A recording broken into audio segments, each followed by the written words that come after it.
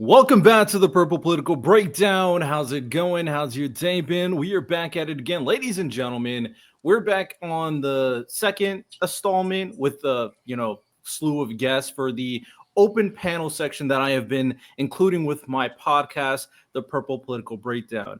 If you guys watched it on the YouTube channel or if you listened to it on the podcast, last time it was discussing the kind of infighting that is going on with Democrats and the left right now, and it's kind of a big deal, and the conversation even is extending to like the value of socialism. So that might be a conversation for a different day, of course. But today we're going to have a conversation. I brought Danny back, of course, to have this conversation discussing gerrymandering, the value of gerrymandering in society right now, how it's being used by both the Democrats and the Republicans. And in order to have the conversation, of course, you have myself, you have Danny. I'll let him introduce himself again, but we also have two new individuals to talk as well. So, Danny, introduce yourself, and then we'll allow Vivian and Amy. I'm gonna mispronounce it several times. I'm not gonna lie. Amy. So I'm gonna allow them to introduce themselves as well. So, Danny, what's going on? Hey, thank you for having me back, Riddell. My name is Danny. I was already once on the Purple Political Podcast, and I studied history with a minor in political science during my undergrad, and then history with a minor in public history during my MA, specifically focusing on modern European history, but also have studied a lot of American history with that as well. And yeah, that's basically a little bit about me. Oh, cool.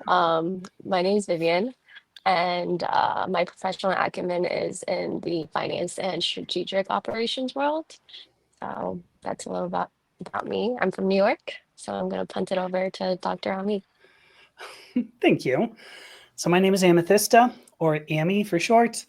My undergraduate background is molecular biology, specifically genetics, and then I went on to complete a PhD in analytical chemistry.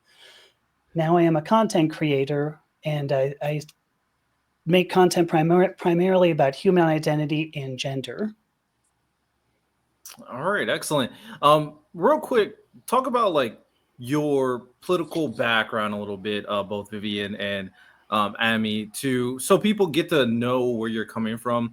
I always ask this not only for an open panel like this, but also for all my guests that come in to have these 1v1s, because it's good to know where these perspectives are coming from, to really showcase the broad range of ideas in these types of conversations.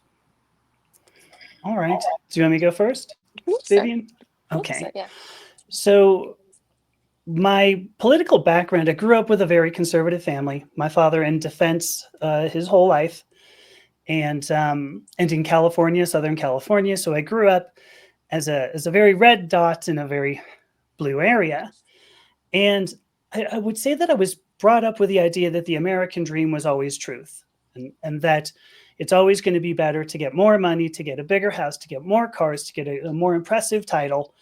And when I retired from technology in 2022, it was because I transitioned gender to present as a woman. And all of a sudden, my voice was diminished, my earning capability dropped, and I started seeing life from a very different standpoint. Never in my life would I have called myself a liberal, but now I find myself on a side where, just looking at logically speaking what's going on in the world today, it puts me in that category. It's strange to hear, still for me to think that, but that's where I am now. How about you, Vivian?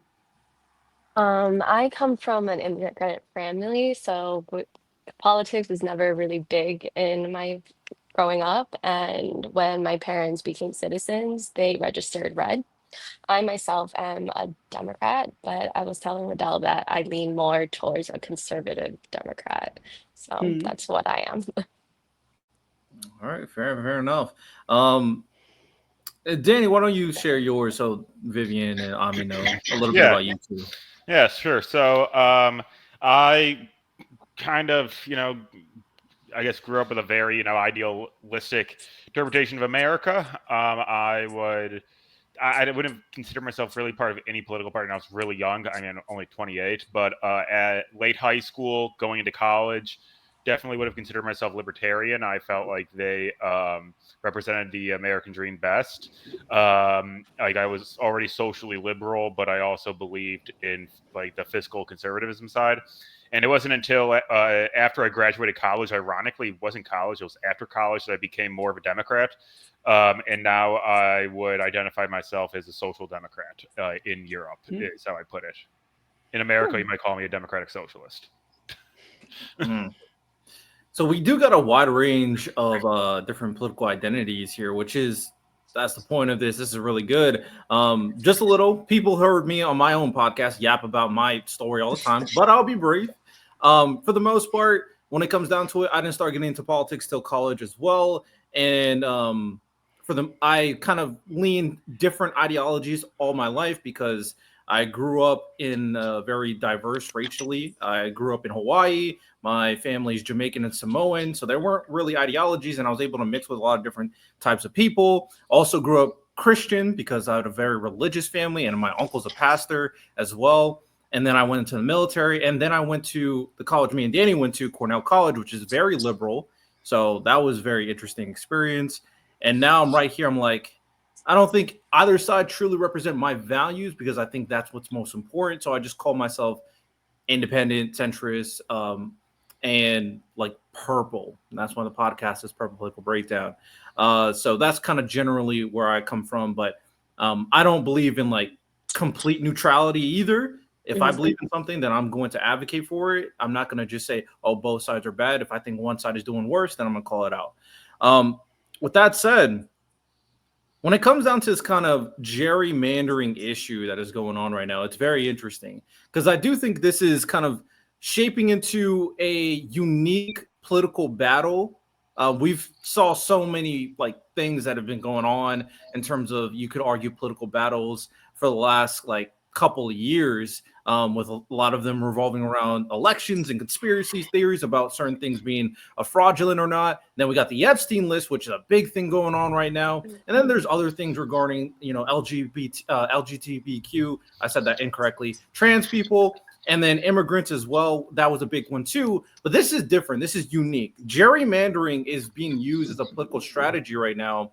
And this is because the midterms is right around the corner. I think there's a lot of pressure from the Trump administration, especially considering what is going on in terms of their international kind of influence and how they're doing certain things that people are not happy about regarding Israel and their Iran attack.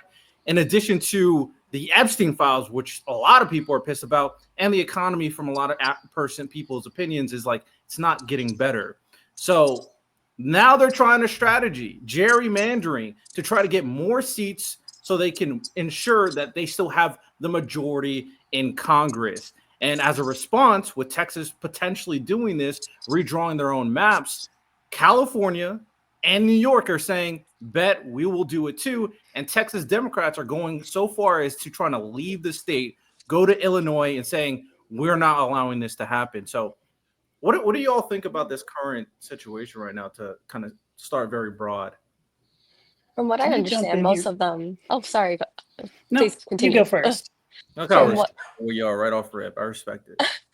From what I understand this morning while watching some of the news, most of the Democrats in Texas have skedaddled out of there. They are gone, right?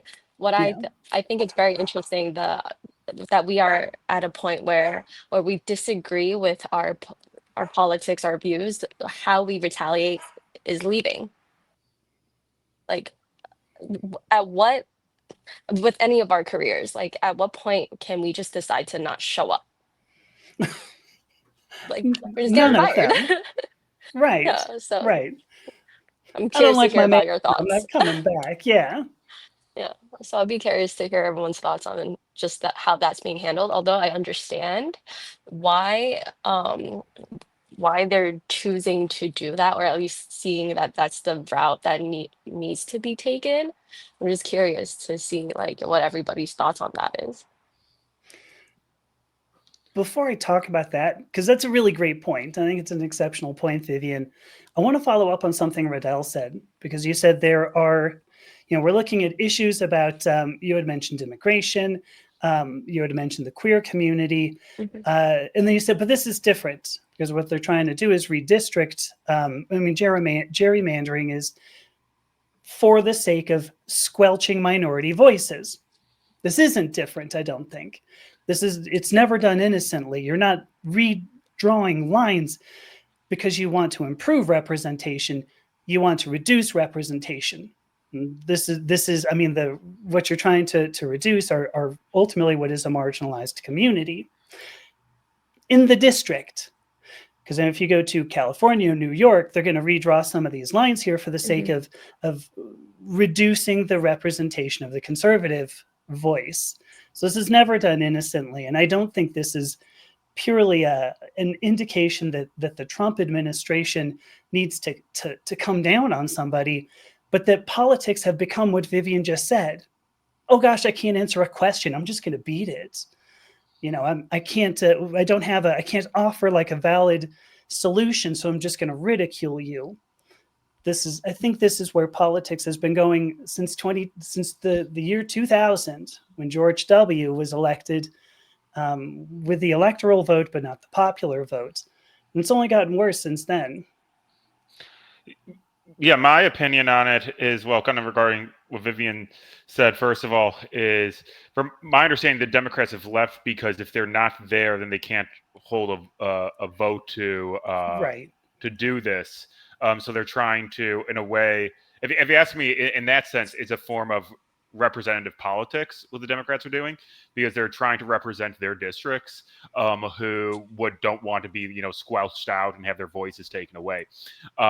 So in that sense, I understand why they're doing it, and I don't think they really want to be doing it. I think they see it as, well, if you're going to be doing this and if I'm there and it makes it easier for you to do it, then I'm going to get out to make your life harder. With that being said, though, going off of what Dr. Ami has said about the minority voices, that's definitely an aspect of it, and is something that I saw on MSNBC today from one of the Democrats, I believe in New York, saying that this isn't done innocently. What the Republicans are doing is they are preventing specifically minority groups, African Americans, LGBT community, immigrants, especially in Texas, there's a lot of immigrants, from being able to have a voice. And it's interesting because it kind of makes me think how, like, in a lot of ways when it comes to like racism and all that sort of stuff, racism nowadays isn't as out in the open, so to speak, or prejudice isn't. Like nobody is. What I mean by that is when we pass laws, we don't say like specifically like blacks not allowed or whatever. We just write them in a way that seems very neutral. It's like, okay, what's wrong with that law? And then you look at it and it has a specifically negative effect on a group of people. Once you dig a little deeper, it's like beneath the iceberg, so to speak. Top of the iceberg looks, colorblind, but beneath it, it's not. So that's what I think of the whole situation, or given the current what we've said so far. I think that's very fair. When I was referring to this being different, I do think for the most part, I've criticized for years that this has become a kind of ridiculous game for the most part when it comes to politics and how it's being utilized, and it's not being utilized in the best interest of the people I'll say as of the last 10-ish years, right? The reason why I will say this one is different is really because I'm focused on the response of the Democrats in this confrontation with the MAGA administration. Because for the most part, I'll say that they're kind of on a losing battle from my perspective on a lot of things that are happening. Donald Trump and MAGA are trying to do things. They have the majority of Congress and stuff. And sometimes Republicans won't vote for the things that he would do. But a lot of time between the Supreme Court and Congress, a lot of the things that he wants to do, not all of it in terms of the majority of the things he wants to do, but a good chunk that is not good for the most part in terms of what Democrats consider good for the country, he is being able to do it because of the control of both the Supreme Court and Congress. And then we see certain district courts try to stop him. And then we're having a lot of conversations in terms of universal injunctions and changing of Supreme Court decisions. This is the first like legal political process where I'm like, this is actually, you're willing to fight dirty against MAGA. Now, I'm not saying that's a good thing because I don't think gerrymandering is a good thing at all. But in this situation, I guess the question would be, if you think that MAGA is doing all these things that are just so bad, and you try to play the good guy for so long, but it's just not working, and they're just getting more and more of an edge, is it worthwhile to also play dirty at this situation? Are the Democrats playing nice? Or are they playing the exact same game, just slightly lower magnitude? I don't know that we're looking at anybody who is innocent in Congress. I mean, there's a great example. A representative from Michigan whose name escapes me, Shri something, forgive me, Shri, for not remembering your name, introduced a bill with 7 articles of impeachment. This was 6 or 8 weeks ago, and Democratic leadership recommended that everybody vote against this because they didn't want to make it look political, was the way they put it. 7 articles of impeachment, and yet you have Democratic leadership saying, yeah, but we don't want to look like jerks. I don't know if that's playing nice, though, or if they recognize that if they start to use government in a way that does truly represent people, they're all getting voted out, because it's becoming abundantly clear that nobody in Congress really truly represents the constituency that they represent. I saw Vivian make a face there. What do you think? I completely agree. Like, and what my thoughts of this is, at the end of the day, what matters is your constituency, right? Mm-hmm. And how are any of the parties protecting us, the voters? They're not. Nothing's being done in America right now that is advantageous to anybody but the 1%. Like, that's just what it is. So, do I necessarily agree with fighting fire with fire and going, if they go low, we go lower? No. But what other tactics or methods are Democrats left to fight this battle? But at the same time, we have to be wary about looking hypocritical. So it's like, where do you find the good balance? And nobody's taking care of the American people. Mm-hmm. I do think that when it comes to the, you go low, we go lower strategy, you see a lot of people wanting the Democrats to really push back against Trump. I live in Illinois, and a lot of people that live around me are like, we want the Democrats to be tough on him. We want them to do more to protect our interests. So I feel like the Democrats doing this, even though it may not look very good, this is what their constituencies ultimately want to have happen. They don't want the Republicans to gain more influence, especially with the MAGA ideology in power. The other thing I should note is the Democrats are not doing anything illegal by refusing to be there. I know that Texas is trying to subpoena these people to come back, but they technically don't have to be there. Like, they're using a legal mechanism. They're doing everything according to the Constitution. And rather, it's the Republicans who are really breaking that tradition with trying to do gerrymandering halfway through the decade, when normally gerrymandering is only done after every census is done for counting up the districts. So I don't blame the Democrats. I think that what the Texas Democrats are doing is actually relatively inspiring for Democrats in other states, like saying, hey, if you guys are going to do this, like, we might do this too, so cut it out. It's not worth it, and the question is, do you really want to tear apart the unity of the country? Which it seems like Trump doesn't even care about that in the first place. Don't disagree there. Can I follow up on something though, Danny? Yeah. You had said that you believe Democrats at least are attempting to represent their constituency, but when you get elected, any public office, your responsibility is to the entire constituency. When you engage in gerrymandering, you are purposely saying, I'm going to take people, or exclude people, or put people into another district where they will not be represented. And I wholeheartedly disagree that anybody is playing this in a way that actually represents the constituency, because the constituency at this point is largely moderate. Yeah. This is statistically what we're seeing across the United States. And yet we have these major polls on either side of Congress. And they won't reach across the aisle. They're not going to try to make friends. They just need to be right rather than actually doing right. And I'm going off on a little bit of a rant here, but I hope my point is clear that these people were elected actually to represent the country, and that's where they fail. I don't know if Democrats have a weapon or if Republicans have a weapon, but the people who have the weapon are the four of us. We vote these people out of office. We need to vote these people out of office. I'm going to stop right there because I know there's so much more we could talk about. Riddell, tear me out of it. I mean, no, fine. Like I said, open panel, feel free to do what you got to do. Go on your rant. I'm perfectly okay with it.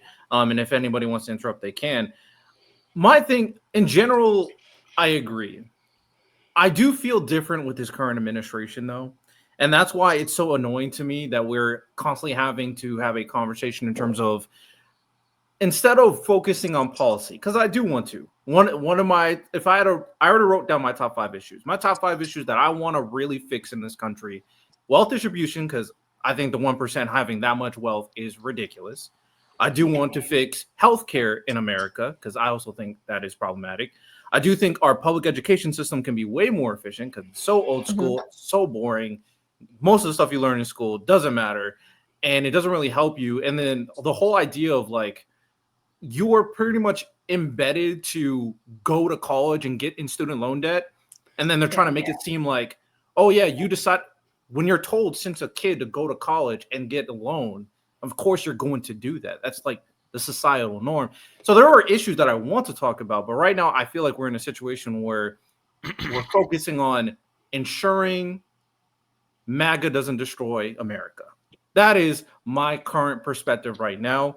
And I agree. I don't want people to gerrymandering. And I really want to eventually deep dive on like what is the exact reason why we didn't completely ban it in the country. I need to figure out why that is. But right now it does exist to an extent, a level of it. Mostly Republicans do it in their states, and Texas is just trying to do it right now because they know in the midterms, more than likely they're going to lose to Democrats. Yeah. I think we should define what gerrymandering is and the tactics behind it. Yeah. So, gerrymandering, I have it pulled up here actually, is after a nationwide census every 10 years, all 50 U.S. states are required to redraw their congressional districts to account for population shifts. The U.S. Constitution entrusts the power to draw congressional lines to the state legislatures in each state. Since the 18th century, politicians have tried to use this line drawing power to punish their political rivals. In the 19th century, the practice of manipulating district lines for political lines became known as gerrymandering. While states are required to redistrict every 10 years, the Constitution contains no explicit ban on redrawing boundaries before the decade is up. So that's a bit of the context here. The word, if you're curious, do you want to hear the origin of the word? Yes, I forgot where it comes from. Yeah. Oh, I was hoping you had it, but there was a guy, I can't think of his first name now, but he was in Massachusetts, I believe, if I remember correctly. And when they redrew, well, his last name was Jerry. Yeah. First of all, Gerry. And when he redrew some district, there was a newspaper that said, well, it looks like a salamander that you're trying to draw here. And then said, well, really, it's a gerrymander. And that's where this word comes from. It's comes from one person's redrawing of a district in a way that appeared to look like a salamander. Danny's right. This isn't outside the realm of the Constitution. It's not unconstitutional for state legislatures to draw congressional districts. It's when it turns into a strategic weapon that we start which we're seeing now. Yeah, right. It's all the main controversy here. Isn't just the fact that Texas is doing it for the benefit of the Republicans, which they probably would do anyways, but it's rather that it seems like Trump is the one saying, you guys need to do this because I know I'm not doing well. And he's basically the fact that Trump is saying this says that he recognizes people hate how he's running the country. Even though he goes on Twitter and says he's doing a great job and denies it, I feel like in private he's like, oh crap, I might actually get impeached if the Democrats take power again. So this seems like an act of desperation to go and tell one of your most loyal states, hey, please redraw your district lines like right now. And they're like, okay, yeah, we'll do it. Which also shows how complicit the Republican Party is in listening to him. So from my research, the reason why I believe Abbott is calling in the accepting the favor being called from Trump is that there was a bill that he was looking to pass that wasn't going to cross the line, but he called it in favor from Trump and his administration, and then that led to the bill being passed or whatever the situation is. And now that Trump is seeing what the possibility of his presidency and the downfall of that, he's asking for the favor to be returned. And then with everything that's with Texas being more like diverse with younger population, a more immigrant friendly population in bigger cities, I'd understand why Republicans are struggling to hold on to the state. So tactically, I see what they're doing, and whether I agree with it or not, definitely not. But Riddell, do you want to talk about challenging this process? Challenging gerrymandering? Yeah, we could definitely talk about that. And you could start it out. I do want to respond to that real quick.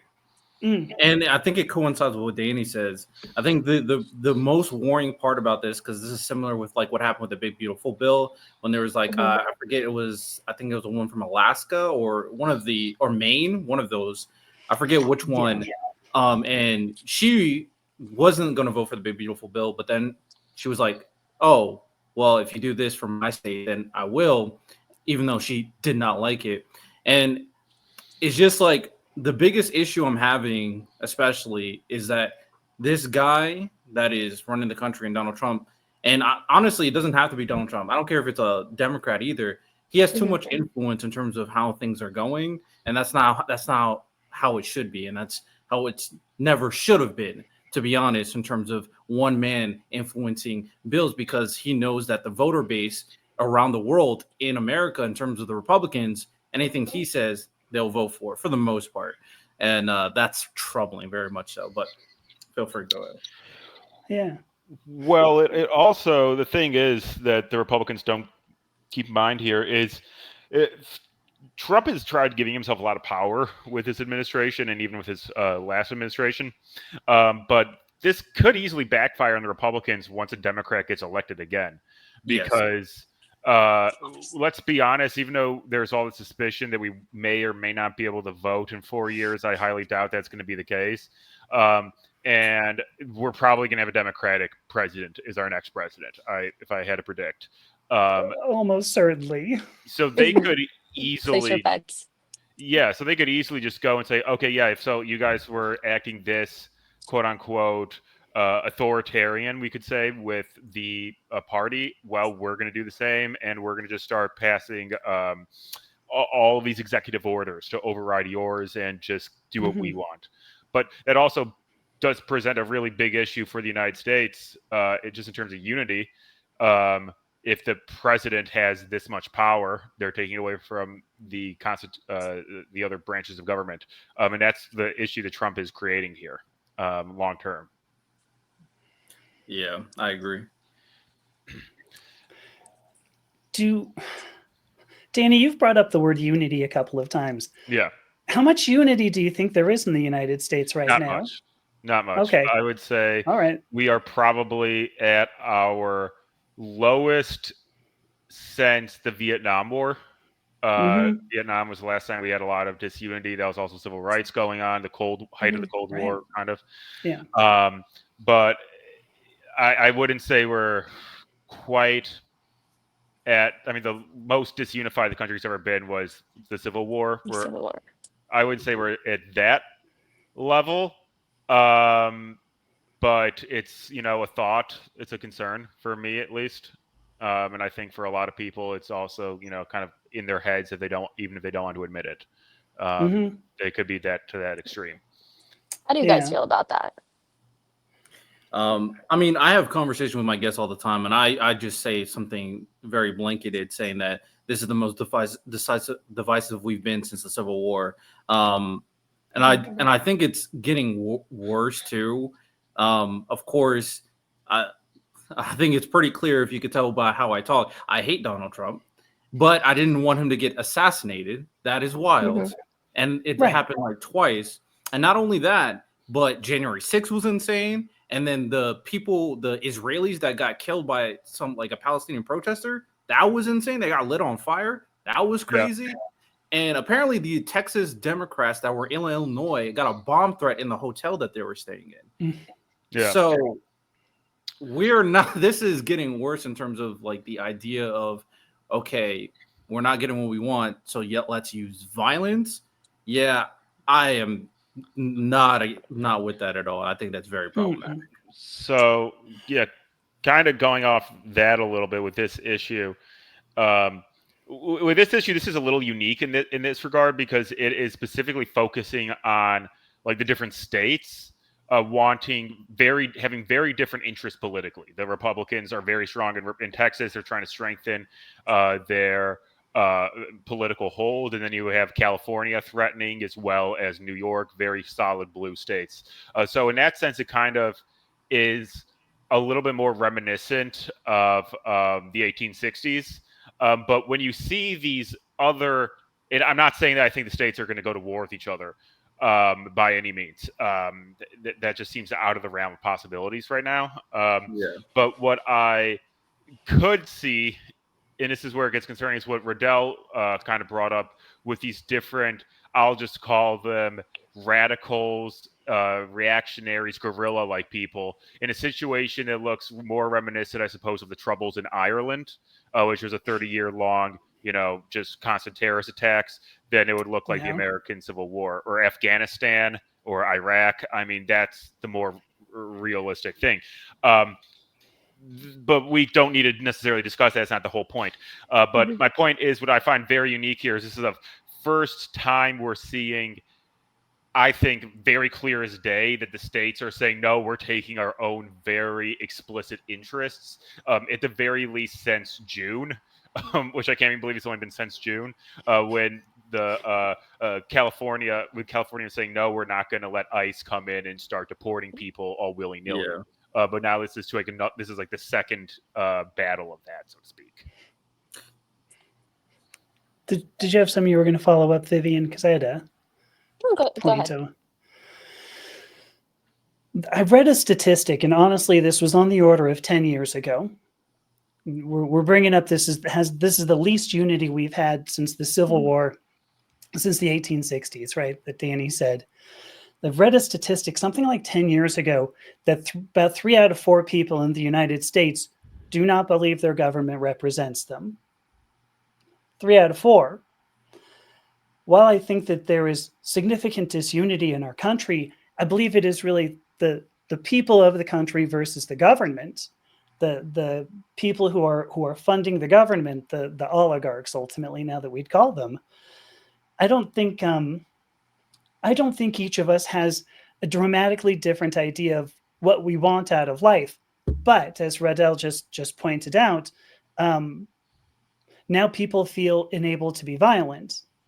And that, I think, is definitely a new thing. It used to be, the domestic terrorism, as we called it, was very, very rare. And now we're seeing this all over the place. Just some guy on a weekend goes, I think I'm going to go to the politicians' houses with a gun. What the hell? That's very strange, but I don't know that it's indicative of a larger sense of disunity as it is a greater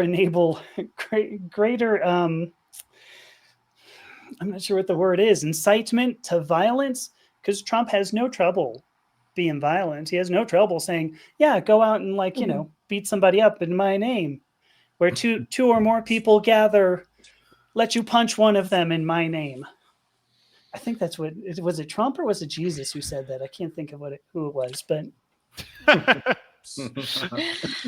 I mean, I respect that. adding to your point,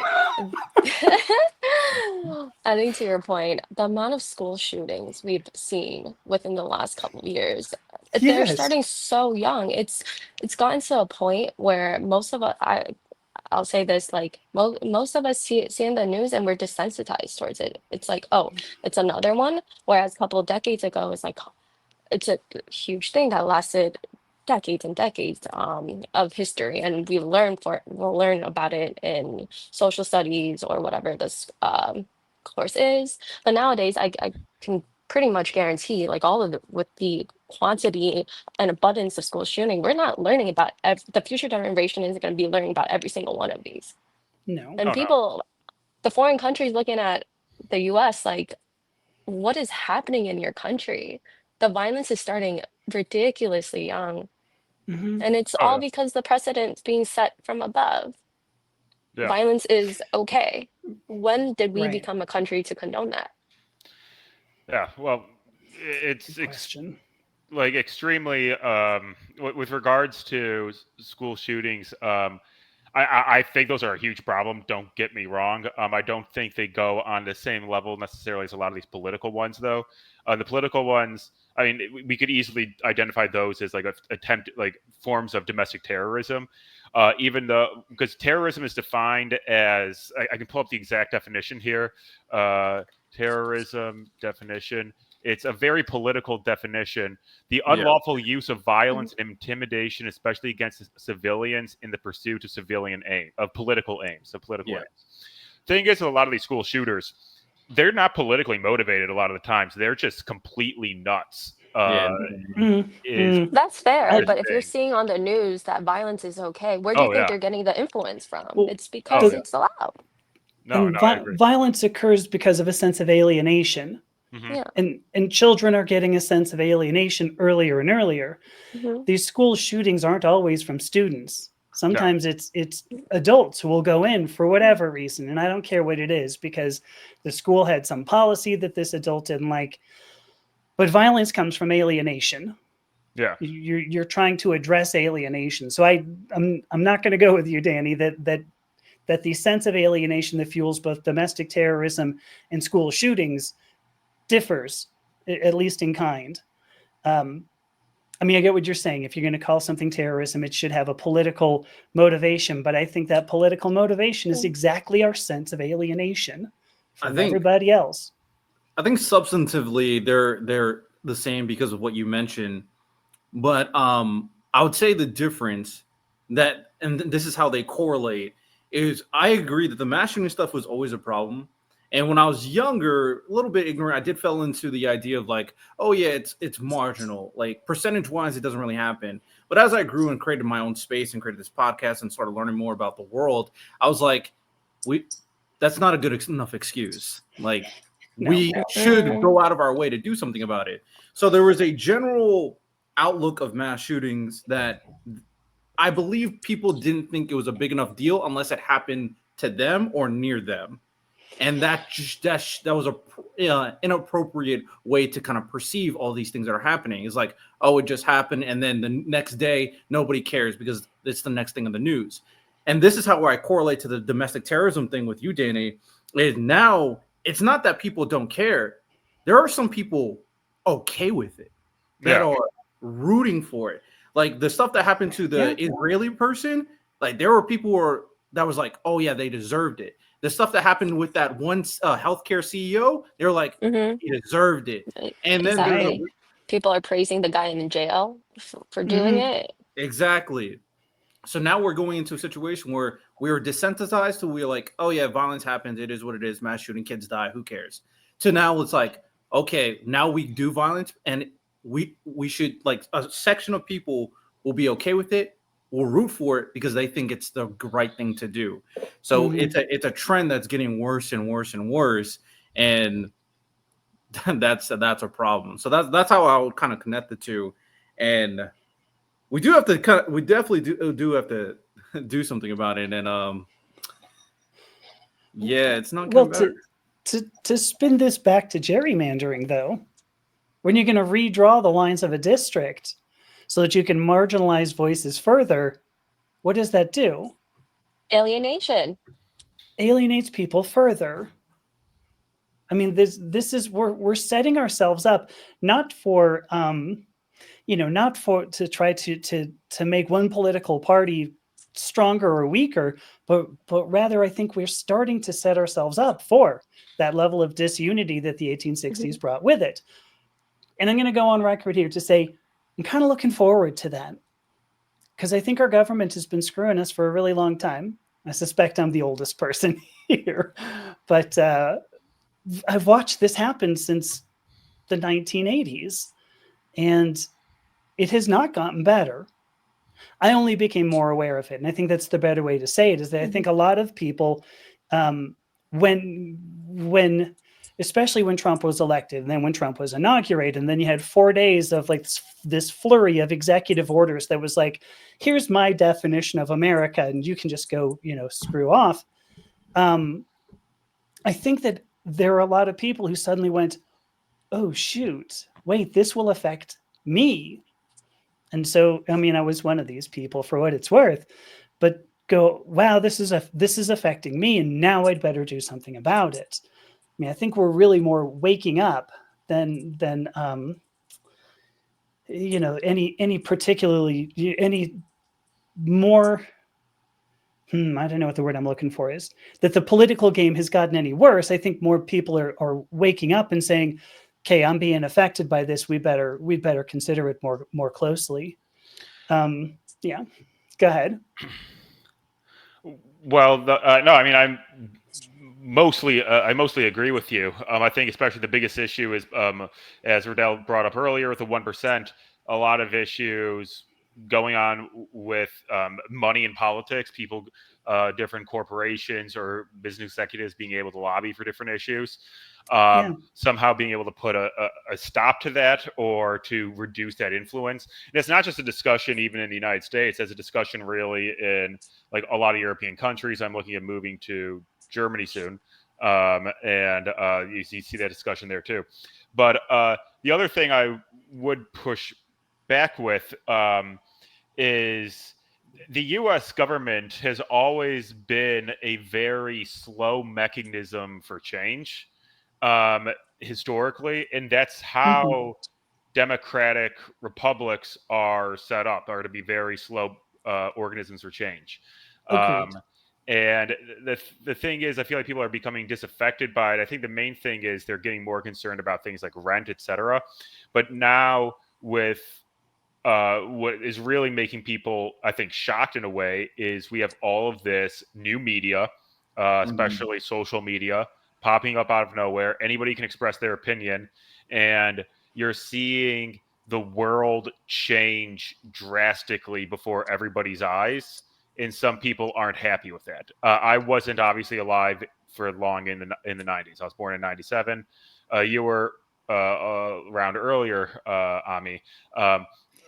But like the point being is, if you were born in the 80s and grew up in the 90s, you probably saw a huge change in how Western civilization especially worked, that we just kind of take for granted at this point. And I hadn't really thought about that, but I think that's part of the reason people feel disaffected, is they don't feel like they recognize what's going on in the world anymore.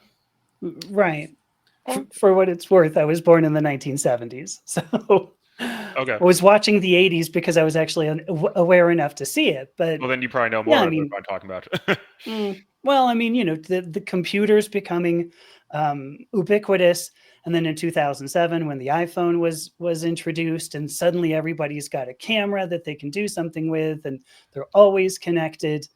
Yeah, these have been very disruptive technologies to society. In some ways good, and in some ways very bad. But yeah, there's been a lot of change in even just 50 years. So yeah, there has. So I've had this conversation before on like how people perceive the current society so negatively. Personally, I'm black pilled because of the people in office right now, and I am kind of black pilled that the far left is kind of moving into that same kind of trend with this populist rhetoric. I'm very concerned about those two things in particular. And I do think it could destroy the foundations of America if we keep on trying to push populism through authoritarianism. Is what I'm seeing right now.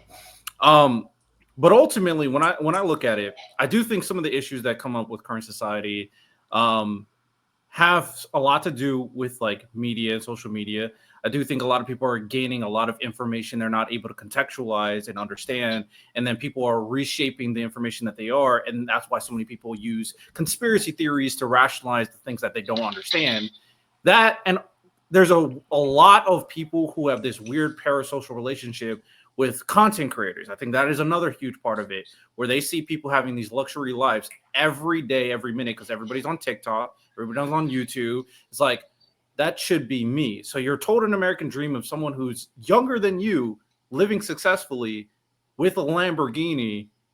And I think there is a detachment from those type of individuals from like actors. I feel like people were able to separate themselves from people from Hollywood versus someone that they see every single day. So unable to contextualize the mass amounts of information, entering these weird echo chambers on social media, pushing some negative messaging. Then we got a political figure that constantly tells you your life sucks when it comes down to the MAGA movement and the populist left movement saying that your life sucks as well. And then we got a lot of famous people constantly popping up out of nowhere who don't seem that different from you, constantly successful. So people's perceptions of success and enjoyment, and then the family structure, I think, is very damaged and as well currently.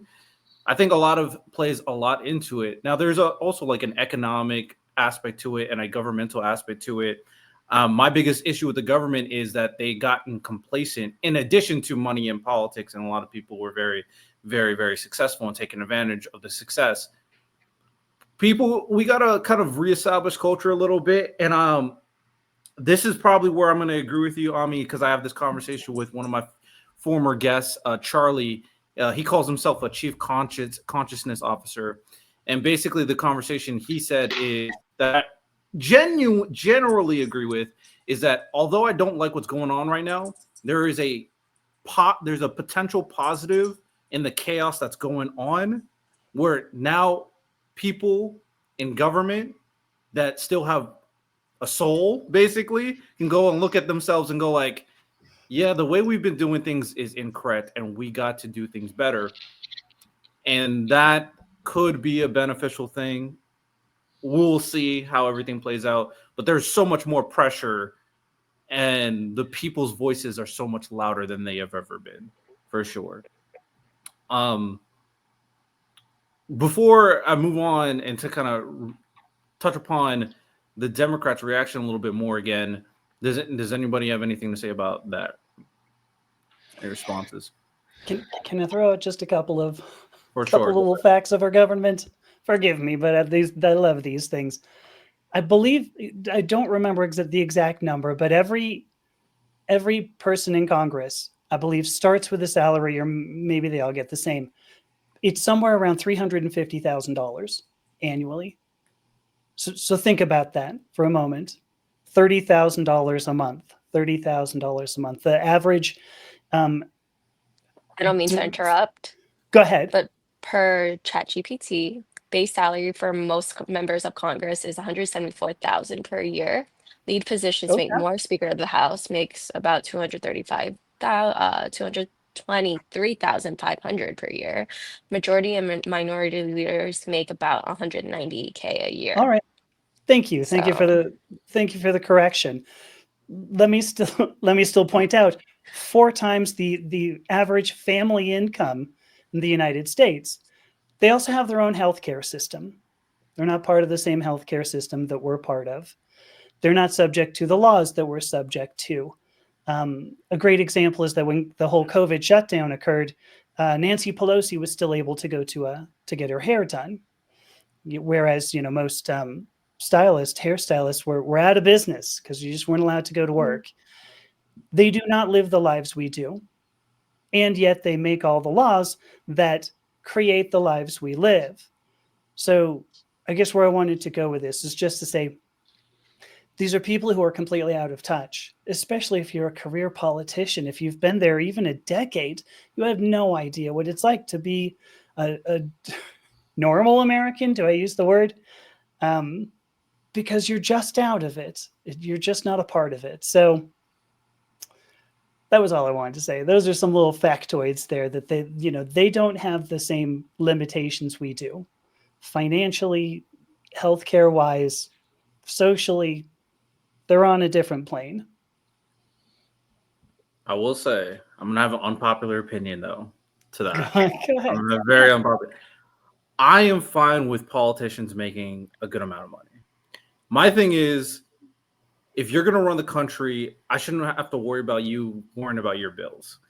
That's the most important position in America. I agree with that. Yeah. And especially when I compare it to like entertainment business where they are millionaires, they are completely detached, but they are like worshiped like gods, basically. Yeah. Sure. My thing is, where they make money needs to be more transparent. Exactly. Hence the Pelosi Act. No, I agree with the whole transparency aspect. Especially since you see this in like the last thing. I mean, you keep seeing this comparison being made, and I agree it's happening. Like the last thing I want to see America become is something like Belarus or Russia. Like those places objectively suck. Because of what these people do. They just steal money constantly. I mean, my God, one great story I had was my friend's friend. So I don't know this guy very well, but he's really into guns, and he recently bought a red dot sight that was Russian, and had been produced in 2023. So, but he got it from a guy who stole it from the Russian military and sold it to Americans. So that's corruption there. That shows you what's going on. And I don't want something like that on our level. I agree. We need transparency. And as long as there's that, I don't give a crap if Nancy Pelosi's making a lot of money. I have a very modest lifestyle personally. But I understand what you're saying also, Dr. Ami, that it's horrible that these people sometimes like they talk down on us, and there's this elitism that forms. The elitism, I think, is your main concern. Very fair. Mm-hmm. Well, yes. The thing is, too, I would absolutely adore it if we had people making $200,000. They have their travel budget. You mentioned your bills being paid. There's not people making $30,000 worrying about paying their bills. These are people who are making $200,000, right? Yeah. I mean, you are not struggling then. And I would adore to have people making $200,000 with whatever travel budgets they have and all the other things that lobbyists bring them that they're not supposed to report or even talk about, if they did a job. Yeah. You had people who just went home. They were sent home, right? The majority leader in the House of Representatives sent people home so that they couldn't vote about the Epstein files. Yeah. I mean, they're doing this shit on purpose. They're doing it on purpose. If they were doing a great job, if we could look at a president and go, you are working so hard, but like you can just, I don't recommend this. Folks at home, don't try this at home. Don't go to Truth Social. But if you go to Truth Social, what the hell is Trump doing all day? The fact that he has all this time to be tweeting or on social media, like you tweet more than I do. What's going on? And he was on that Scotland golf trip. He's just playing golf the entire time. The last couple of days, I'm like, okay. Yes. Yeah. Congress gets a month off in the summer, and I believe a month off in the winter. 2 months off. They're not doing anything. We're in a complete deadlock. $200,000 I'm going to call foul. That's it. So, I mean, I completely agree that at the very least, we could turn this to a labor issue. Americans should get more days off. But I'd at least say that a compromise to this would be, okay, when you're in recess, you get paid half your budget or whatever. Like, because you're not doing anything. You're sitting there doing nothing. Like, I don't know. If you're making $100K, you get paid $50K or what, the equivalent of what that would be. Sure. Sorry, Riddell, you wanted to talk No, about? I mean, I completely agree with what you're saying. And yeah, there are definitely unqualified politicians that are just like seasoned in where it's like, oh yeah, that's a recognizable name. So the person's just going to vote for them and they get sent in there. and it's like, what are you doing? You're just going to vote Republican or you're just going to vote Democrat. Is there a real thought to it? Some of these people don't read the bills, as we've seen. Now, I'm not. I will be clear. Like, I'm not. Also, we got to have a conversation. Like, these bills are way too freaking long, bro. They need to be Tell me cut about down. There's no reason why these bills need to be as long as they do. It's so annoying. But it's like, what exactly are you doing? And some of them that I hear when they talk, I'm like, do you even know anything about politics or government or anything? Or did you just get voted in? Like, what's going on here? So there's a legit conversation. Like, are these people really doing their jobs correctly? And I'm willing to very much have that conversation. To kind of reroute it a little bit.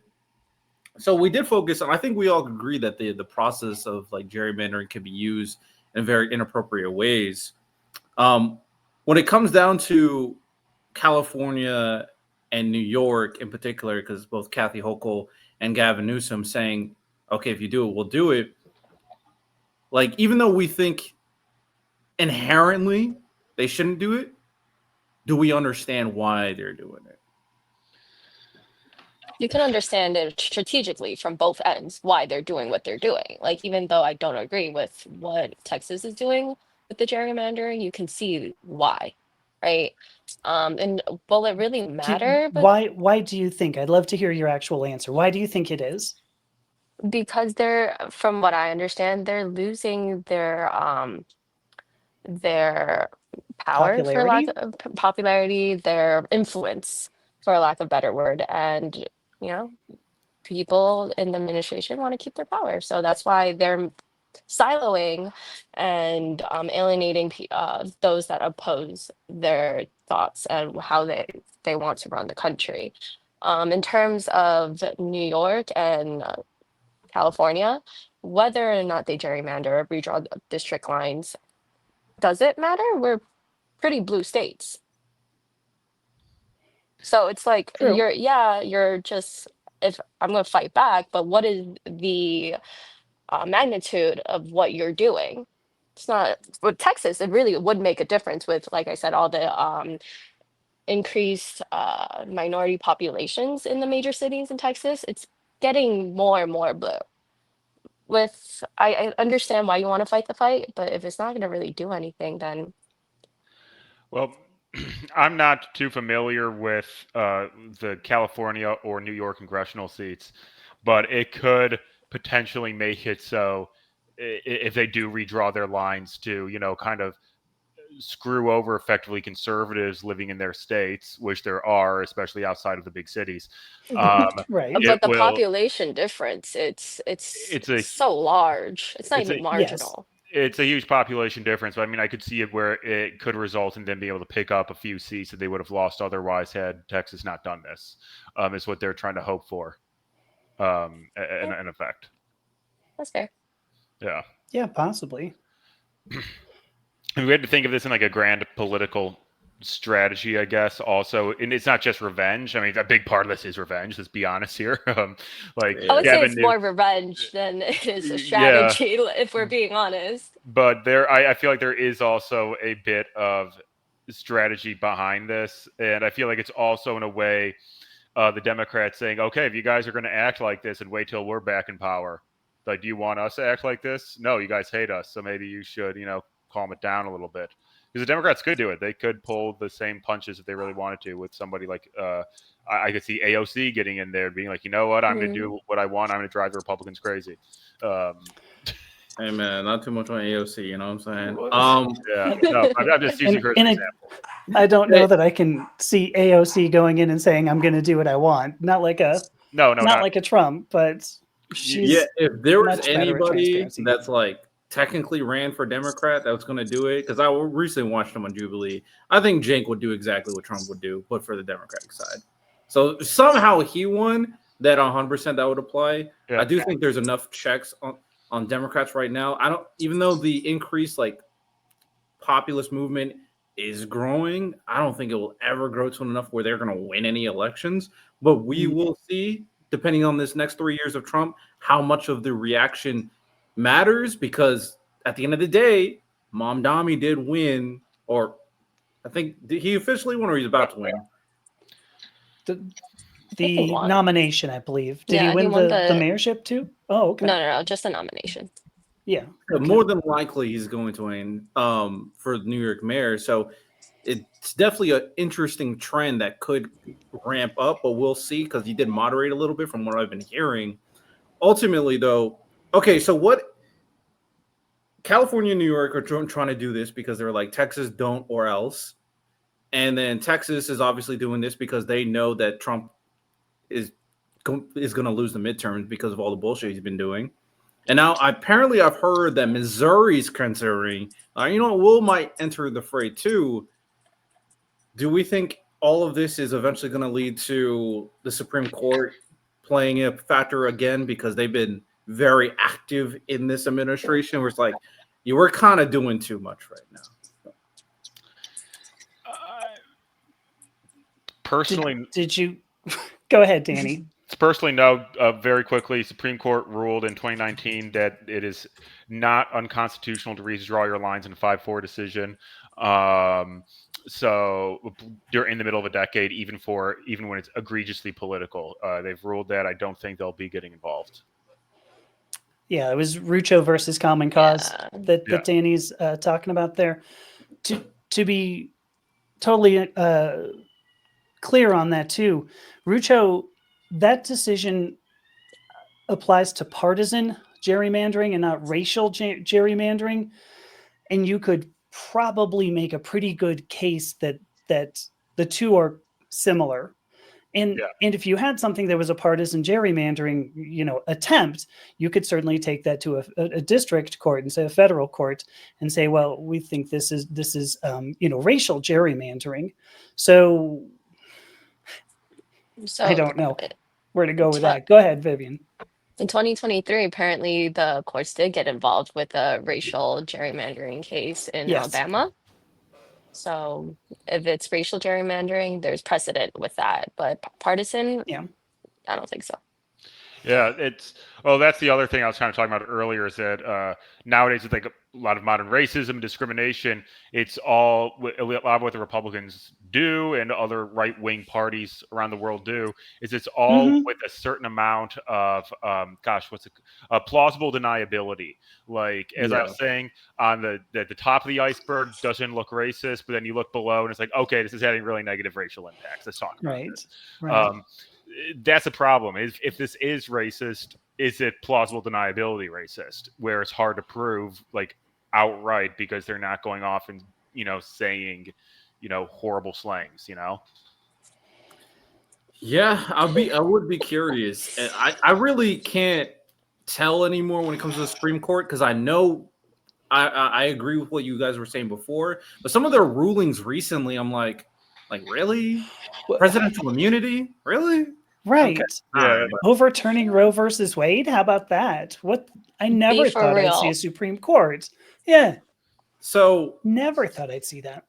I think we are entering a period where it's like the idea that the Supreme Court justices are bipartisan is gone.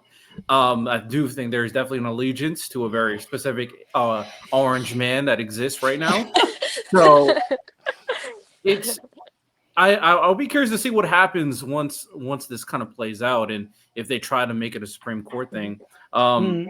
So to kind of like talk about the overarching idea that the reason why this is a big conversation, not only because it could affect the election, of course, but also there is a growing sentiment from like liberals and Democrats that are like not far left, but actually I'd say a lot of the Democrats and liberals, especially the media personalities, is that they were like, we want you to be more aggressive and fight hard. I think we've talked about that a little bit earlier. And when it comes down to dealing with Trump, and then there's some people in the constituency that Danny mentioned that say, we also want you to fight back and try harder when it comes to Donald Trump. At what point, like how much of a fight do you guys want to see from the Democratic Party to battle against this current administration?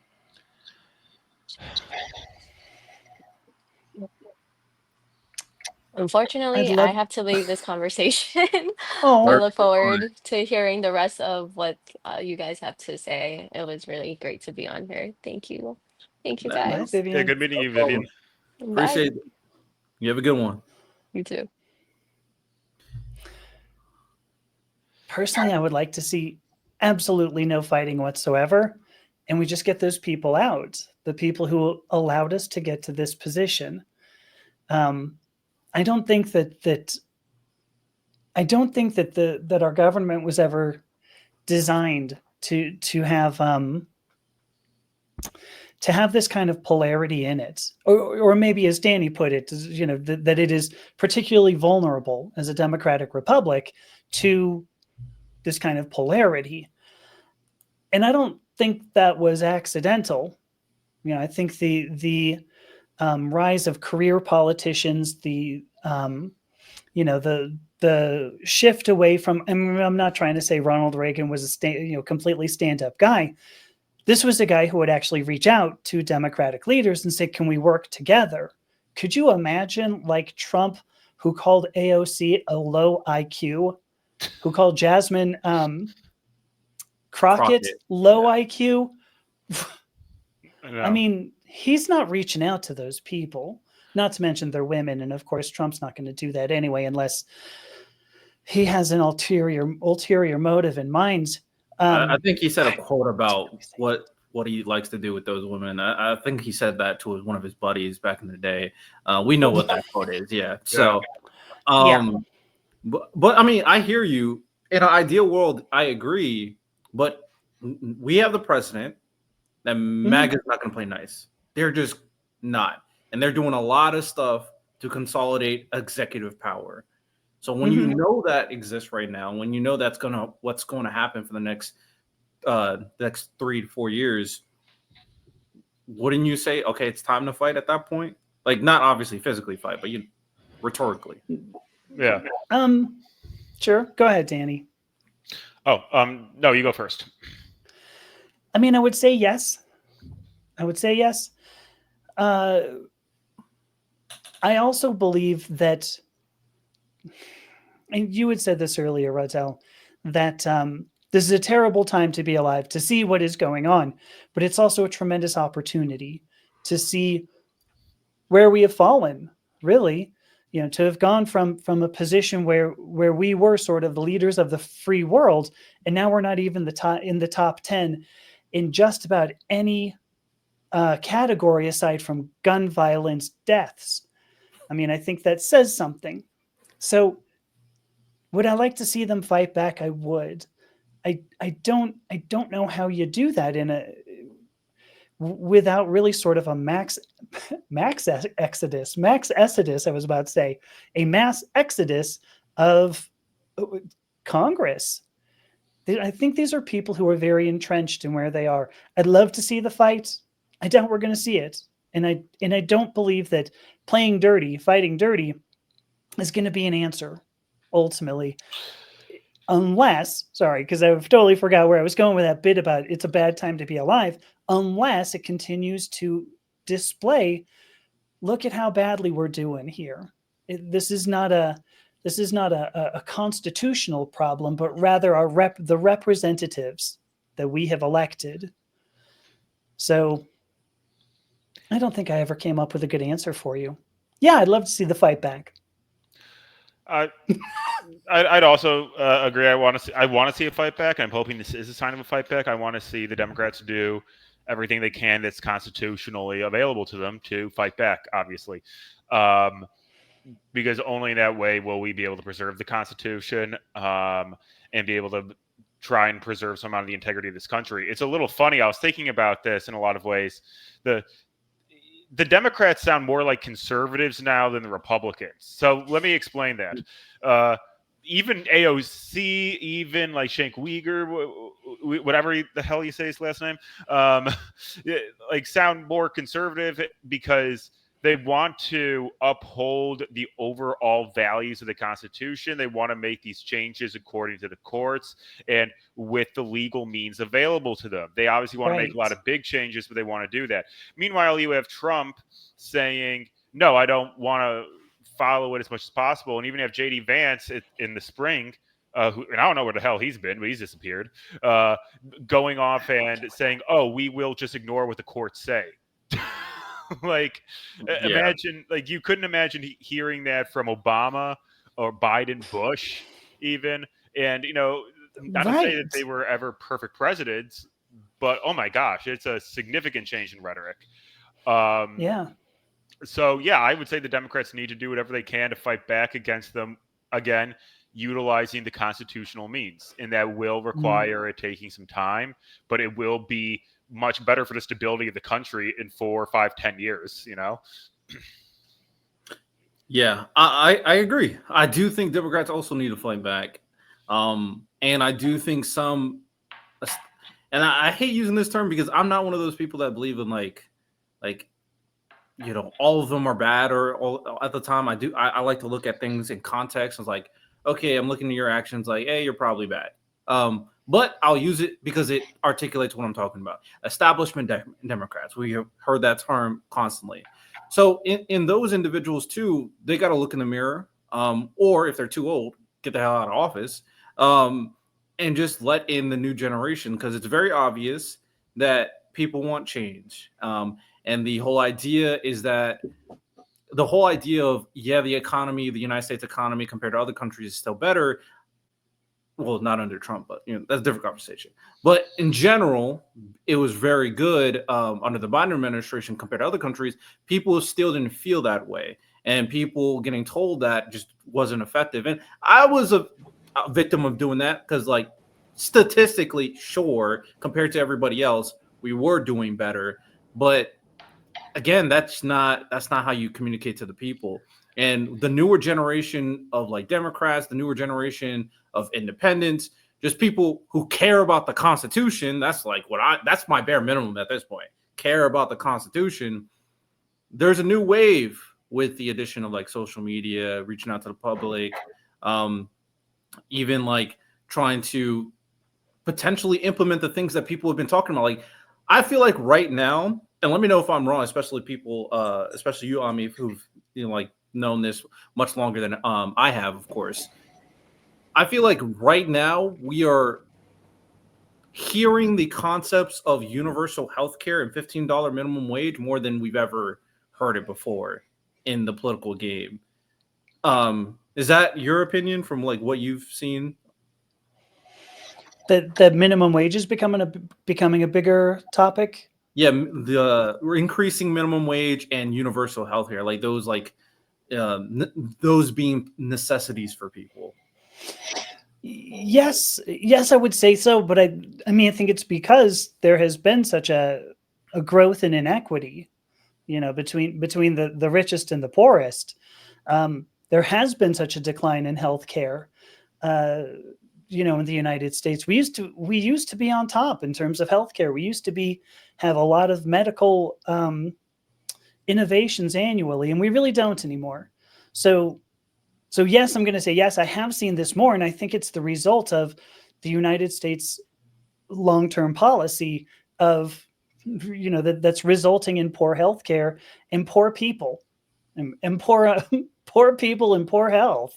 So yeah, it seems like this is something that's becoming more and more important. And for what it's worth, I mean, if you were to have asked me 10 years ago, 20 years ago, I would have been like, universal health care. We have the best health care in the world. We couldn't afford that. Yeah. And then I saw a video on TikTok or something of, everything that went into the big, beautiful bill, right? The big, beautiful beaver bill. We're looking at $200 million that was stripped from Medicaid. But now there's going to be a $200 million ballroom put into the White House so that nobody who wants to go and visit Trump will go and sit in it. So, yeah, the cracks are showing. Yeah, that bill, right? Oh, so awful. Yeah. Oh no, I think part of the reason also we're seeing more calls for universal health care is I wouldn't say necessarily that the healthcare itself in America has gotten worse, although I'm sure there could be an argument made about that. What I would say the biggest concern is the healthcare in America has gotten so expensive. Is the main thing. That's what people are worried about, and they can't pay this. It's both, though. Yeah, I believe it's both. I believe it is, but my point being is, I think for most people, it's like I want to be able to be able to afford these health insurance bills. Like with me moving to Germany, and my private healthcare plan I have there, I think I'm only paying roughly $400 a year, 400 euros. Like Oh my gosh. it's extremely cheap. Uh, Yeah. Also, when it comes to going to doctors, you still get really, really damn good medical care, Hmm. but it's going to be just more affordable. I mean, I was even hear this with like the universities. Like one kid I was talking to in Austria said, "Oh, I pay 84 euros a year to go to university, and I am okay with that." And it's insane. So you hear that stuff, and then you're having people in the United States who want to go to college because they think it's going to help them in their careers, but then it basically comes down to effectively being told, "Oh no, you should only study like neuroscience if you want to go to college, because you're not going to be able to pay it off if you become a teacher." It was like, well, look, we need teachers.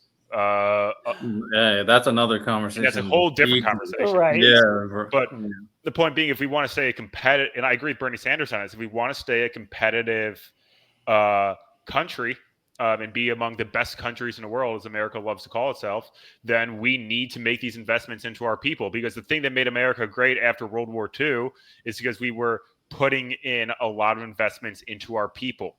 And some of that was easier because of the GI Bill. But overall, that was one of the things that helped us. Is the U.S. government was really concerned about making sure Americans were comfortable. Quick point of clarification on that. Yes, of course. Right after World War II as well, postnatal care dropped precipitously because you had all the boys coming back home, Yeah. so you didn't need women in the workforce anymore. And so one of the great changes that occurred between, say 1940 and 1950 is we saw a whole lot of health care for mothers and fathers, and then suddenly none, because women belong in the home barefoot and pregnant, to hopefully with fabulous hair and an A-line dress. Do you guys know what an A-line dress is? Not It's like really. a 50s dress. No. Run with me on this. It's like a 50s dress. Okay, I can That's imagine. what they use, lipstick and everything, right? So we have systematically stripped things out post World War II, progressively stripped out healthcare that matters, I think is what I want to say. We've consistently funded things like surgical innovations. Science gets funded a ton, right? I mean, that's partly how I managed to go through any school whatsoever, is because there were people doing research.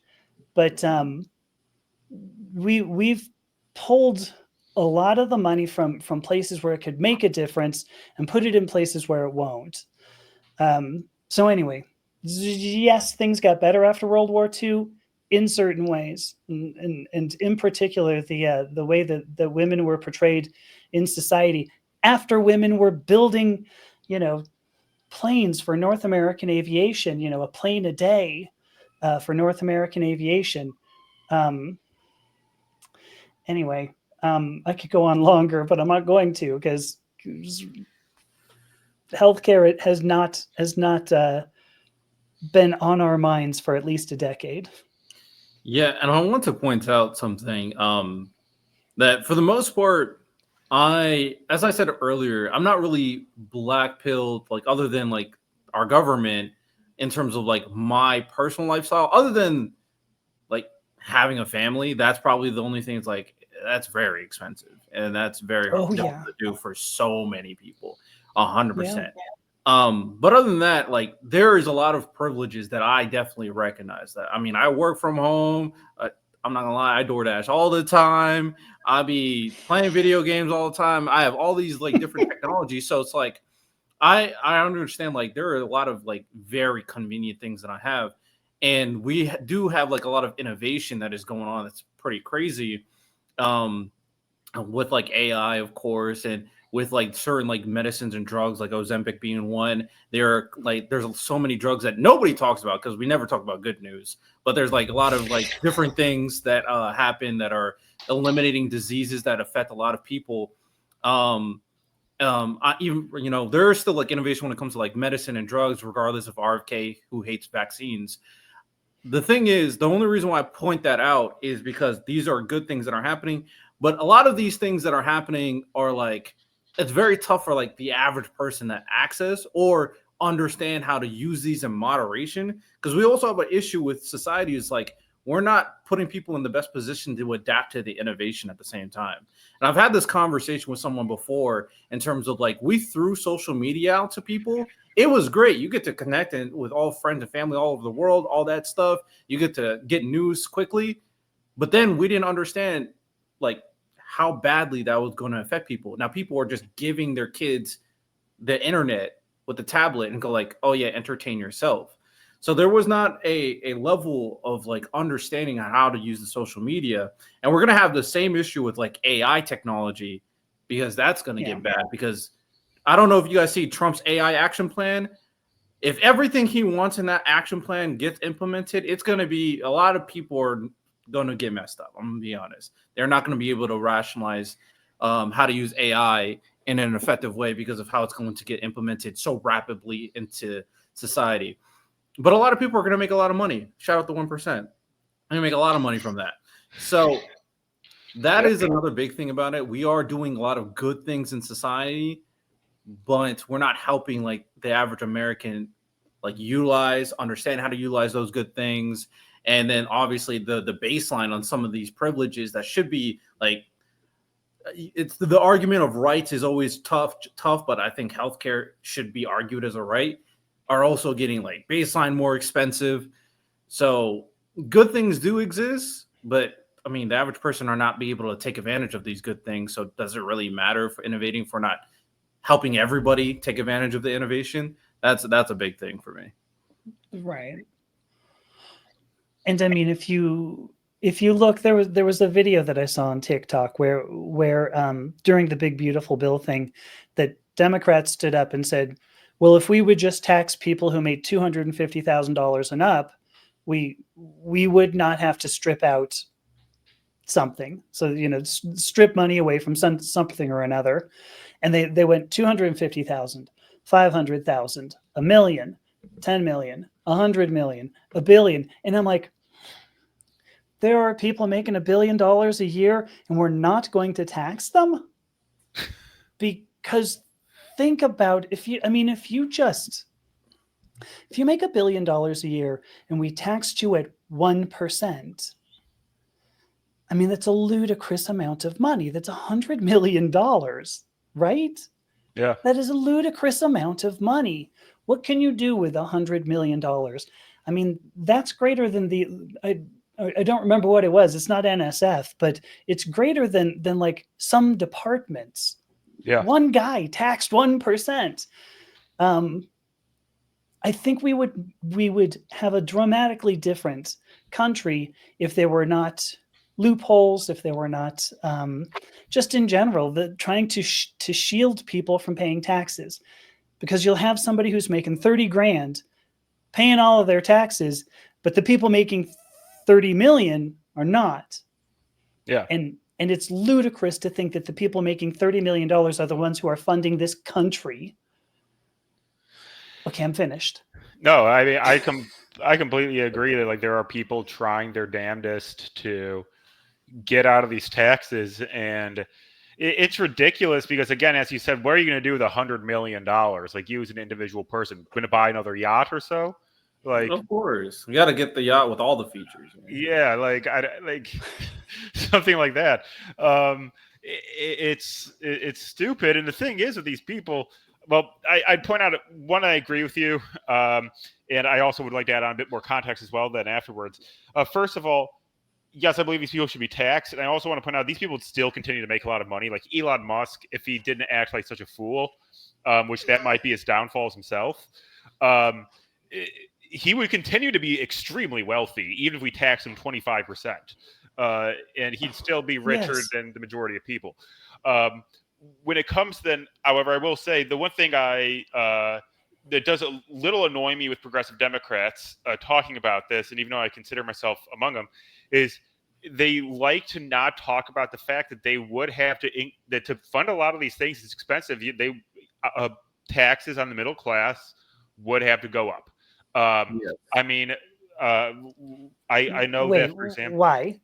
well, because to fund like a lot of these like different things, like universal health care, for example, to fund free college tuition, we want to fund. How many people making $50,000 do you have to tax to make up for that one billionaire that you tax even 1%, 10%?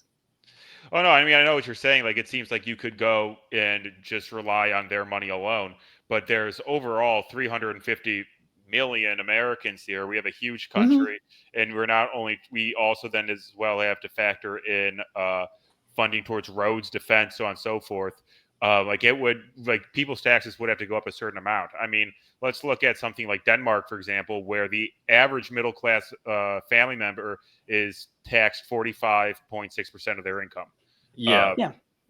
That's what's going to have to happen. And I think Americans need to partially culturally get over the fact that high tax is necessarily a bad thing. It's not a bad thing when, that tax money is coming back to benefit you, very much so. And that's why you see people in the Nordic countries and in Central Europe and Western Europe being like, I don't really care that much about really high taxes because I get free healthcare. My kids can go to college. I get good roads. It's safe in my cities. Right. I feel safe going outside at night. I would be okay with being taxed 45% if that's what I get in return. Sure. Yeah. You did mention Denmark too. And I guess I don't know much about Denmark.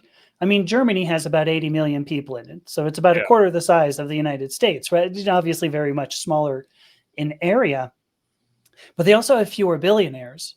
They do, yeah.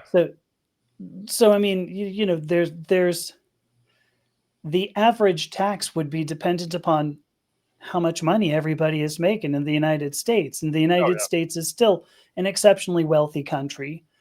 I suspect, and I have absolutely no proof of this, but I suspect that if we taxed people, if we just taxed everybody, taxes will go down for the middle class, certainly.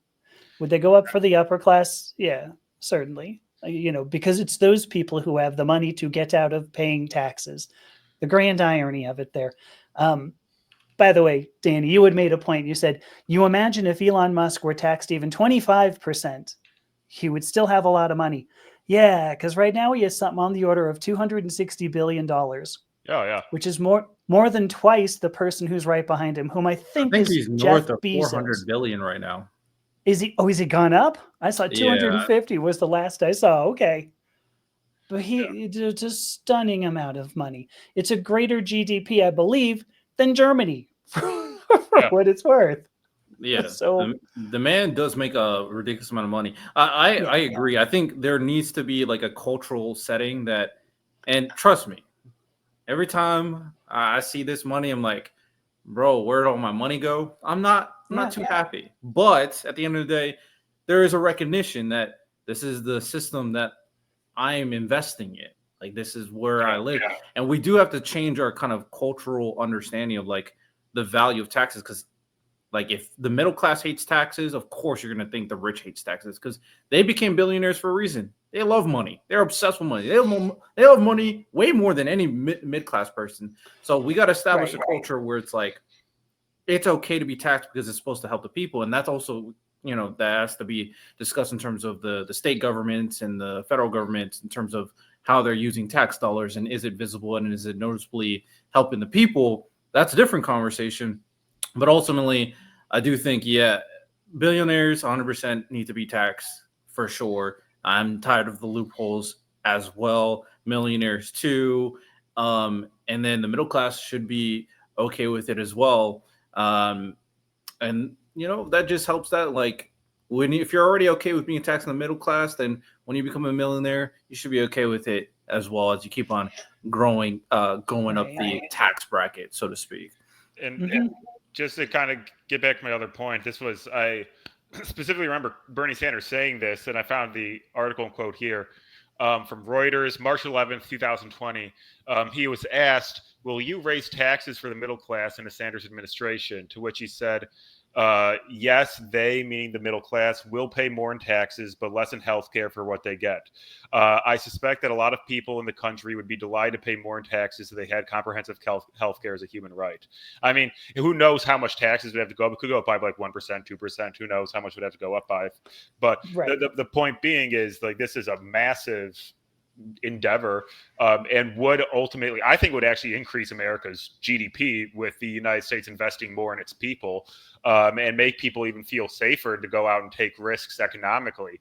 That's why I consider myself a social democrat. Like, I'm not against the idea of capitalism. I think capitalism is the greatest economic system in the history of the world.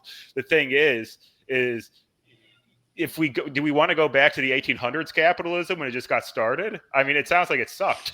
It did suck for a lot of people, and I don't want to go back to that. Nobody wants to go back to that. I don't want to go to work in a factory and get paid a penny, and then possibly lose my fingers, and then not be able to afford to get my fingers replaced. You know, that sounds like crap. Sure.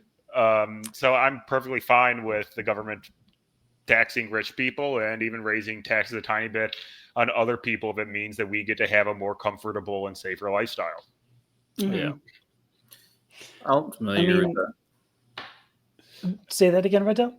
Oh, I just said I ultimately agree with that. Like, everybody needs to be invested in what the country is to get a better country. You can't rely on billionaires to fix the country. They have to invest in it, but so does everybody else. Like, that's how you have a country. And Yes. And I think this has been I mean, when you go back to like the Nixon administration and then later Carter administration, and then rolling into the Reagan years, you know, we saw Keynesian economics that was we just said, oh, well, if we just freeze wages, of course, prices can't go anywhere, right? And that worked not at all. Carter was able to end up with double-digit unemployment and inflation at the same time, which was funny because, you know, the Democrats had made up the idea of stagflation and then had it used against them. It sucks when that happens. But then Reagan comes in and says, well, our real saving grace, what really makes America great, I don't think he said that, but what he said really makes America great is that when you have industrialists, they will by nature put their money back into their company. And so if we go with supply side economics, trickle down economics, the wealth will come because you have somebody like an Elon Musk with his $200 billion, whatever, $400 billion. He's going to invest that back into his companies. But that's a lie. Yeah. We see supply side economics work only with small businesses that have a vested interest in growing. Does Elon Musk care if SpaceX gets bigger? No, because he's getting contracts from the government and big commercial enterprises. He doesn't care. He's doing things. He even said flat out, I'm going to shut down this one project so I can piss off Trump. Right? He doesn't care. No, I agree. I think the question is, and you know, you see a lot of people on the far left say that Reagan knew what he was doing. I don't know if he inherently knew what he was doing. I doubt it. I think in theory, he's correct. And I also want to point out that I'm not against the idea of having, as much as I can't stand conservatives right now, I don't even consider them as conservatives. I'm not against the idea of having conservative politicians or anything like that, or conservative laws go into place. There's a reason why those exist. And what I would rather have are conservatives like what we see ideologically wise in some place like France or the UK or Germany, where they're not, you know, going off and spreading these weird conspiracy theories and saying, oh, we're going to cut all of these programs that everybody loves because of some ideology. They're grounded in reality, and there is a reason why conservatism exists. But that's my one thing. But we don't have somebody like Mitt Romney right now in the Republican Party. Unfortunately. Matter of fact, I think there was the Weather Center are trying to rehire all those people that they fired from the Doge cuts. Yeah, sure. And it's like, bro, y'all were just doing things. And I've went over it so many times how one, those cuts barely did anything to the budget, like anything. And two, especially internationally, they are fucking over so many people and they just don't care. So that's just another thing when it comes to MAGA. I'm like, oh man, I can't stand y'all. Ultimately, okay, so we kind of pretty much touched upon like the full range of the conversation regarding gerrymandering in terms of like whether Democrats want to fight back. Anything else before we start wrapping things up? Not really. Okay, fair enough. You know what? I mean, I'm curious. Do we ever think this could be positive? Gerrymandering? I honestly, I don't believe so. I just support the Democrats wanting to put Trump in his place. That's about it. But I ultimately don't like gerrymandering at all. I think it's a load of complete crap and prevents representation. In all honesty. I mean, generally, I'm like, generally, I'm against it for sure. Yeah. If I try to really go down the weeds and the logic of like, okay, if your population shifts ideologically, do you want to represent them? I'm like, I mean, that's probably reasonable. At the very least, I'll be curious to see if they would ever decide to implement something like, okay, yeah, we have the Democrat Republican ideology, but could I argue that there's a section that's like, I don't care about either, so let's make a district for an independent, for example. I wonder if that would be something that would be possible. And if that would be, that might be an example where it's like, okay, are you truly representing the ideology or are you really just representing Democrats and Republicans? Yeah. Right. So that would be interesting to kind of test, because I do think there's a growing sentiment where it's like people are not happy about either party right now. Yeah. And I think I would bring up like Ron Paul and then Rand Paul, both of whom were like, oh, we're totally libertarian, we're totally independent. And now, I mean, Ron Paul not anymore, but Rand Paul seeming very, very, very much embracing some of this new conservatism. So I don't know. The one thing I would say, I cannot imagine that gerrymandering could ever be positive, because I think it is an indication of a politician or a political movement. I'm even going to say movement, forget about a party, that's losing popularity. If the only way that you can maintain your hold on power, your hold on popularity, is by squelching voices, I mean, I think that's deplorable.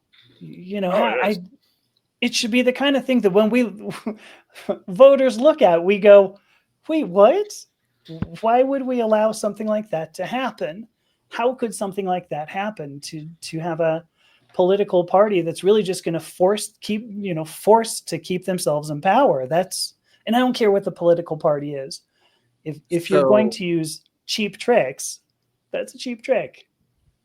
And I might be incorrect, so obviously someone can correct me in the comment section too if you guys want to correct me as well. I believe California in particular, before like this entire situation regarding Texas, I believe they use a system where they do have a neutral party that does decide the redistricting lines. Okay. And I feel like in a situation where if there is a logical case, and to be honest, I don't know how many, swing states are an interesting litmus test where it's like you probably want to understand where the lines are for the most part. But I do think that there needs to be like a mandate at the very least. Was like every single state, if you're going to gerrymander based off the ideology of your demographic, it needs to be done by a neutral party. And I don't think that's mandatory. I think California is one of the few states that actually do that. I don't know about the other states, but I believe that is the case. So if they all had to use a neutral party, would you be more okay with it? I agree that honestly, I think that is the solution. I just don't see that coming about at all in the next 4 years, especially. But that is definitely, I completely agree that that would be a good solution to help get rid of this very politicized gerrymandering. Mm-hmm. I think that would be on par, though, if you were to say that we're going to have either a bipartisan or an apartisan organization do this. I think that's on par with just saying, you know what, we're going to break everything up into little squares. I mean, and just get rid of the idea that you can tune these squares into a salamander shape so that you make sure you get reelected. I feel like that would end up just being the easier thing. And absolutely, does that mean there are going to be like parts of Los Angeles that include like, California high desert? Now people in this California high desert now have no voice because they're also part of this Los Angeles district? Yeah, possibly. But I think it would also mean that there were places in Texas that there was no doubt whatsoever there was going to be a Republican representing that district. So I don't know, like a neutral party, I don't see that would improve things appreciably, because otherwise just get rid of the whole point or get rid of the whole problem. The other thing I would say is kind of going off of what you're saying, is could it also squelch even more like minority voices in the U.S., like people of color, LGBT community, so on and so forth? Could that be part of it? It would also be interesting as well, though, to see if people start forming kind of communities in a way and say, hey, let's move here and kind of politically gentrify the area. Yeah. Which is very possible. It is possible. But I would say if they just broke it up into counties and it's like, okay, this county will, whatever the majority says in the county will determine that political identity for that district. I'm thinking to myself, okay, and if they do want to move to politically gentrify a different county, so what? Like I'm thinking like, what is the negative to that necessarily? If you want to go ahead and like, that's your choice. You can just move. That's okay. That's a big thing Milton Friedman talked about. Go on. What did you say? Oh, Milton Friedman talked a lot about that. If you don't like where you live, you move, and that's a great part about America. But right, yeah, for sure. Honestly, especially like county to county, and I do think another part about it, which I emphasize so much. People need to care more about their local politics. They just do. It's more important. Yes. Right. Yeah. Right. So true. And if they know for a fact that my county represents this ideology and I can affect it, maybe that will also help people incentivize, like, okay, I know exactly the person that will be representing this area that I'm living in. Instead of like, okay, this part represents a specific ideology, so I'm going to map it for this part of the ideology. I'm like conceptually, I think it would make some more sense to just go county by county instead of like finding where parts of ideologies are on the map. Yeah. Minor issue there. I mean, there are more counties in Georgia than there are in California. And Georgia's, I don't know, a sixth the size of California, maybe even less. But there are a ridiculous number of how many seats you want to offer, because of the county number. So I mean, some of the districting, some of the district lines are, of course, are based on the full state population and how many representatives you're going to send. But the other thought, though, because Danny, you had brought up, well, maybe that's going to squelch minority voices more. I can also see it maybe elevating. Vivian was bringing up that there are. There are areas now of Texas that are highly immigrant based, and it could elevate their voices if it's just a square. But I also want to go back to something I said right at the very beginning of this whole discussion, which is that every elected official has a responsibility, an obligation to do what his constituency says, not what his political party says. And if these people are not doing it, we as voters have an obligation to get him the fuck out. Yeah. I hope I can say that. No, you're perfectly do you mind fine. Yeah, that's Good. okay. It's I'm willing to bet, because Marjorie Taylor Greene's district comes down into Atlanta. And it goes up into like kind of the crazy mountain parts of Georgia. You might have seen a movie about it called Deliverance. That's part of our district. So, but it also includes people in Atlanta. Comes right down to Atlanta. Are these people who are like, wow, this is my representative? Clearly, she is not representing the people who live in Atlanta, or liberals who might be living in her district. And I think that's her failure, and not a failure of our system of government or whatever. So Marjorie Taylor Greene she represents the interests of Marjorie Taylor Greene. Yeah, insane far rightists and the Russians is about it. Right. For sure. I do think that is interesting, and I do think that should be part of the conversation. And this can't be measured. There are like certain things that can't truly be measured, maybe with a survey or poll. But I wonder if that would incentivize a more of a what was I trying to say? Consolidated like care about the government as well, because if maps are redrawn, you never know if you're truly like the next couple of years, like, should I really care? Because the next couple of years it's not going to represent me anymore based off where I'm living. So it's like, if it's consistent, it's like, okay, it's this area and it's always this area, depending on like, oh, if people move here, it's like, okay, and understand, let's get to really know what's going on. That could incentivize people with that level of consistency to really care about what's going on in their areas in particular, since it's constantly what it is. Yeah. That'd be interesting. Oh, for sure. Well, I'm going to head out. Thank you so much for hosting us again, Riddell. I got to do some job application stuff. It was good talking to you as well, Dr. Ami. Very interesting. And yeah, if you could, honestly, Riddell, if you could put a link to her YouTube channel, I think that'd be beneficial for not just her, but also other people watching, because I would be interested in seeing what you've talked about. Have you, by any chance, read anything about what's his name? Gosh, I'm blanking on his name right now. He was a German sexologist. He basically invented sexology in the 1920s. Augustus Hirschfeld. Yes. Hirschfeld. Yes. Yeah. Yes, I have. I mean, there's a lot that you could say around all of that, but yes. Yeah. Well, if you want to cover that, that'd be interesting, as you talked a lot about that in college. Also. All right. But yeah, no, thank you so much for hosting us. Yeah, no problem. We'll wrap it up here. Appreciate everybody who've been watching and listening to the podcast. This was a very good conversation. Another episode of the Open Panel. Of course, when it comes down to it, if you guys are commenting, you guys are only allowed to be mean to me. You're not allowed to be mean to the open panelists.